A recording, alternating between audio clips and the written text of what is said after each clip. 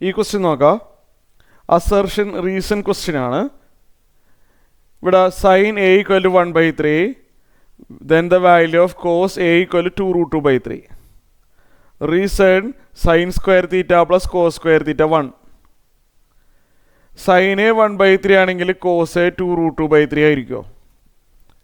Reason 6 true ആണ് നമുക്കറിയാം. Sine square theta plus cos square theta always 1 നമുക്കറിയാം അത്. അപ്പോൾ അത് ഉപയോഗിച്ചാൽ നമുക്ക് ആൻസർ കിട്ടുമല്ലോ. അപ്പോൾ നമുക്ക് ചെയ്യാം. റീസൺ എന്തായാലും ട്രൂ ആണ്.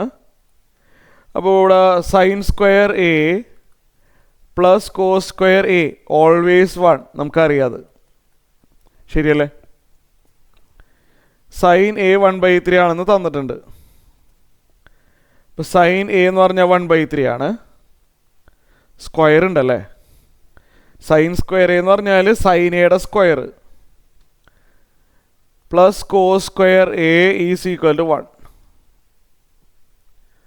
ഇപ്പോൾ 1/9 plus cos square A is equal to 1. അപ്പോൾ കോസ് സ്ക്വയർ എ എന്താ വരാ? ഈ 1/9 അങ്ങോട്ട് പോട്ടെ. അപ്പോൾ cos square A will be 1 minus 1/9 ആവും. ഇത് ഞാൻ പറഞ്ഞതിൻ്റെ ആവശ്യമില്ലല്ലോ. 9 മൈനസ് 1 8/9 കിട്ടും. കോസ് സ്ക്വയർ 8/9 ആകുമ്പോൾ കോസ് എ എന്താ പറയുന്നതെന്ന് അറിയാമോ? √8/9 കിട്ടും. √8/√9 എന്ന് എഴുതാം അല്ലേ.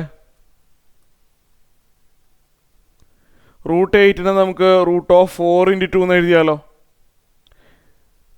8 4 × 2 എന്ന് എഴുതി തെറ്റില്ലല്ലോ. താഴെ √9 നമുക്ക് 3 എന്ന് എഴുതാമല്ലോ. അപ്പോൾ റൂട്ട് എടുക്കുമ്പോൾ √4 2 ആണ്.